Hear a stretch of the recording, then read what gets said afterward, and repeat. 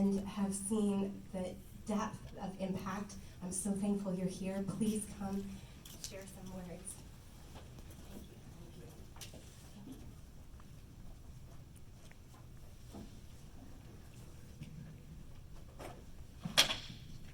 So thanks to the smoke, I lost my voice over the weekend, so we can laugh about the irony of that after I get it back.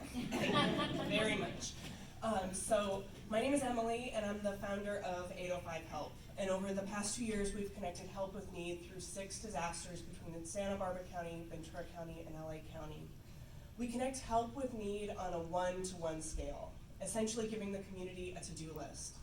What's different about us is that we use technology to mobilize the community.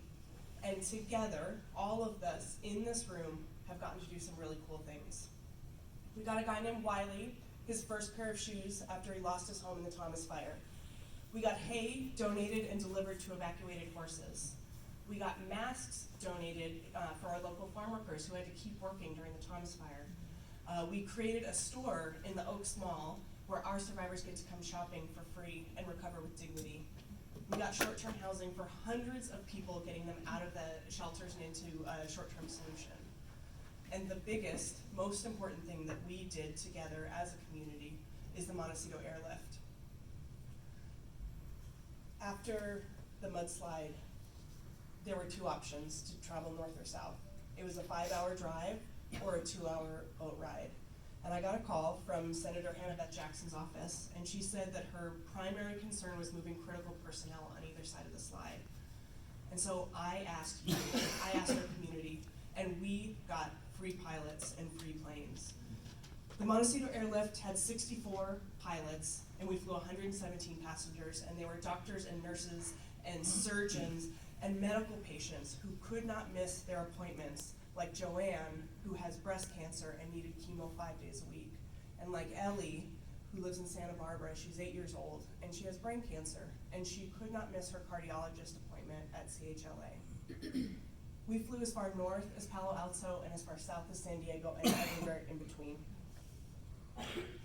And I want to pause to say thank you to each person in this room. VCCF has been our primary supporter emotionally and financially and politically. So if you donated to them, you made all those things happen. And then there are other people in this room who opened doors for us, you gave us advice, and you volunteered using our platform. So I want to say thank you, because we, the community, did all of those accomplishments. I've realized that what we built locally needs to exist globally, and so we're building it. It's called Connected, and we handle the 2 biggest challenges in a disaster: unsolicited donations and spontaneous volunteers. Let me show you how it works. So this is it. During a disaster, everyone needs help, and so they can create a profile on Connected and create a mission, which is their request for help. Then someone in the community, in this case it's me, can swipe right and say, yeah, I'll do that for you, happy to. Use the app to connect with one another and arrange all the details, and magically you get the thing done that you need done, and no one needs to get in the middle of it. As a company, we connect Help with Need on a 1-to-1 scale, like getting Wiley his pair of shoes. We solve big, small, and unique problems like the airlift because we are nimble and we have a higher risk tolerance than our larger partners. 5 years ago, you did not know about Uber, and today you use it every single week or maybe daily in your transportation planning.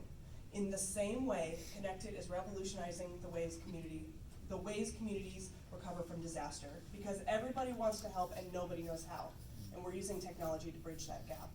So I'm inviting you to get involved, because together we get to change the world. Thank you.